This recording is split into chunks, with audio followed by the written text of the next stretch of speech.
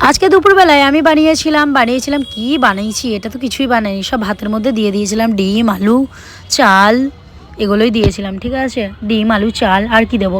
আসলে কি বলো তো, আমি 2-3 দিন ধরে ভাবছিলাম আমার বোনকে দিয়ে আগমনী শ্যুট করাবো, ভালো করে সাজুগুজু করাবো, ভালো করে সাজুগুজু করে দেবো, মানে ভালো করে সাজিয়ে দেবো আমার বোনটাকে। ও ভিডিও করবে, ওর ইনস্টাগ্রাম আইডির মধ্যে তোমরা দেখতে পাবে। আজকে আগমনী শ্যুট করে দিয়েছিলাম, মানে ভালো করে ভিডিও বানিয়ে দিয়েছিলাম আমার ছোট্ট বোনটাকে। তোমরা যারা যারা আমার বোনের ভিডিওগুলো দেখোনি অবশ্যই দেখে নিও। তো খাবার খাচ্ছিলাম, আমার কেমন একটা গন্ধ বেরোচ্ছিলো ডিমটার থেকে, ভালো গন্ধ বেরোচ্ছিলো না, তাও খেতে ইচ্ছা করছিল না, কিন্তু তাও খেতে হবে, কি আর করার।